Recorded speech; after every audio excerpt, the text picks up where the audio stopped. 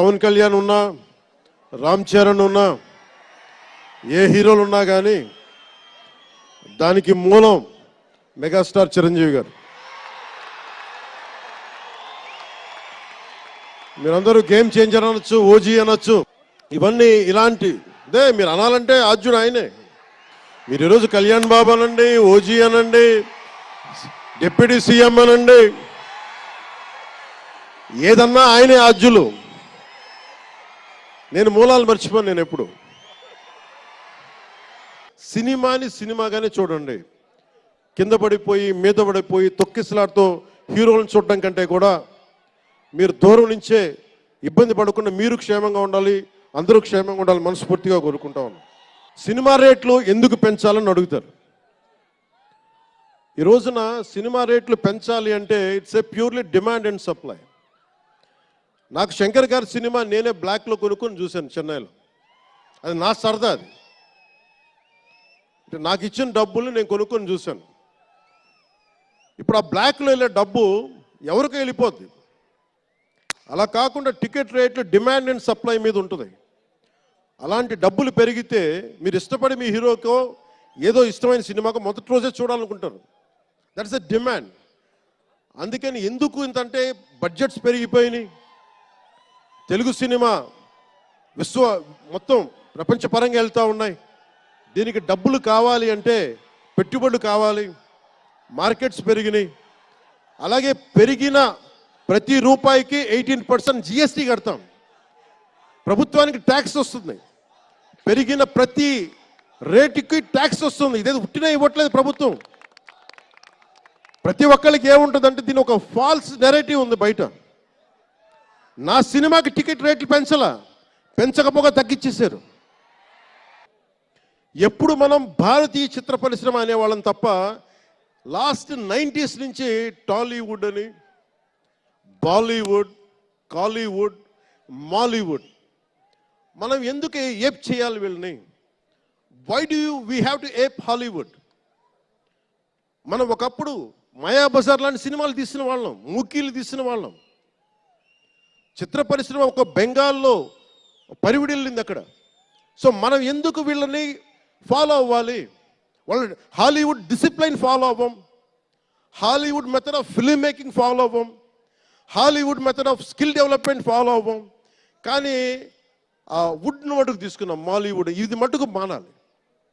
ఎందుకంటే మనకు ఒక కాళిదాసు ఉన్నాడు, మహా కవులు, కళాకారులు గొప్ప గొప్ప కావ్యాలు రాశారు.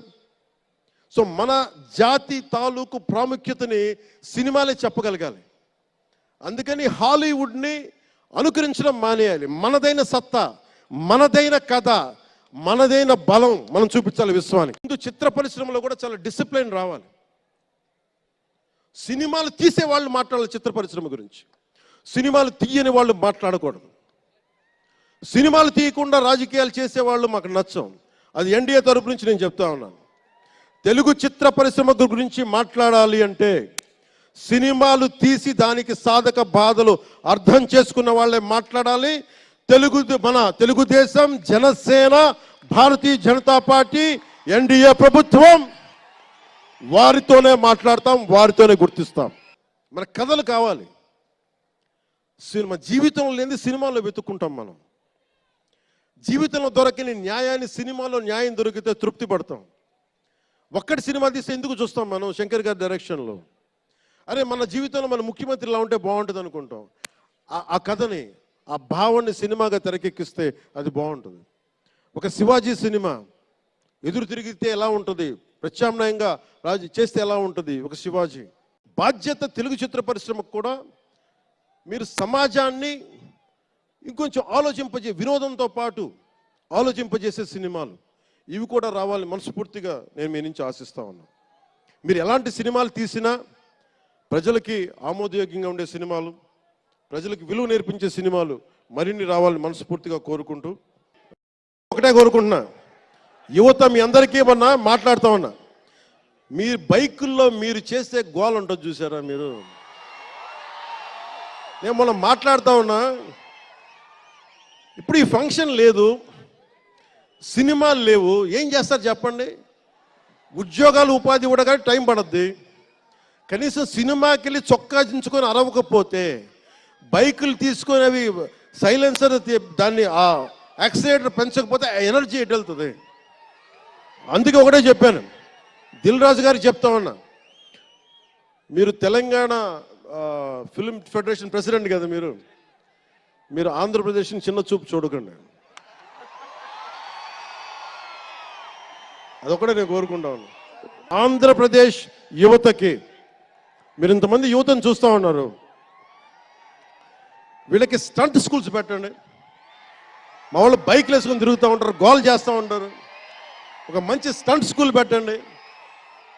గోదావరి జిల్లాలోనో, రాయలసీమలోనో, మా కడపలోనో ఎక్కడో చోట ఒక 2-3 స్టంట్ స్కూల్స్ పెట్టండి. మా వాళ్ళకి స్కిల్ డెవలప్మెంట్ ఇవ్వండి. మాకు ఒక స్క్రీన్ ప్లే ఎలా రాయాలో మా వాళ్ళకి చెప్పండి. ఒక రాజమౌళి గారు వచ్చి చెప్పండి. త్రివిక్రమ్ గారిని వచ్చి క్లాసులు తీసుకోమని చెప్పండి మా వాళ్ళకి. ఒక తమన్ లాంటి మనకి మ్యూజిక్ దర్శకులు కానీ, కీరవాణి గారు కానీ, అలాంటి వాళ్ళందరికీ వచ్చి వాళ్ళ స్కిల్ డెవలప్మెంట్ నేర్పించమని చెప్పండి. మీరు దాని మీద ఒకసారి ఆలోచించండి. స్టూడియోలు పెట్టండి. ఇక్కడ కొంతమంది అసిస్టెంట్ డైరెక్టర్స్కి ఎలా ఉండాలి, డైరెక్టర్స్ కావాలంటే ఏం చేయాలి, 24 క్రాఫ్ట్స్లో ఒకళ్ళకి ప్రొడక్షన్ డిజైనింగ్ నేర్పించండి. మా వాళ్ళకి ప్రొడక్షన్ డిజైనింగ్ స్కూల్స్ పెట్టండి. ఫిల్మ్ మేకింగ్ స్కూల్స్ పెట్టండి. ఈరోజున మీకోసం ఇంతమంది వచ్చారు. మీరు తిరిగి ఇవ్వగలిగేది మీకోసం రేట్లు పెంచాం. ముఖ్యమంత్రి గారు మీకు అండగా ఉన్నారు, చంద్రబాబు నాయుడు గారు, మేమందరం మీకు అండగా ఉన్నాం. తెలుగు చిత్ర పరిశ్రమని మీ ద్వారా మేము కోరుకునేది, ఇంతమంది యువతున్నారు, వీరికి మీ ద్వారా కొంత ఉపాధి కల్పించండి. నేను సినిమాని మాట్లాడుతుంటే నేను టీవీని ఎప్పుడు వదలలేదు. టీవీ మీడియంని చిన్న తెర అనుకుని, చిన్న తెర పెద్ద తెర ఉండదు. తెర చిన్నదైనా పెద్దదైనా ఒకటే మాకు. సో మాకు ముమ్మిడివరం లాంటి గొప్ప లొకేషన్స్ ఉన్నాయి. మాకు కేరళకి మించిపోయి ఉంటుంది ముమ్మిడివరం. గోదావరి తీరం చూడండి, అసలు మీరు గండికోట చూడండి కడపలో, సిద్ధవటంకి వెళ్ళండి, అడ్వెంచర్ సినిమాలు ఉంటాయి. అటు వెళ్తే మీరు పార్వతీపురం వెళ్ళండి, మన్యం ప్రాంతం అద్భుతంగా ఉంటుంది.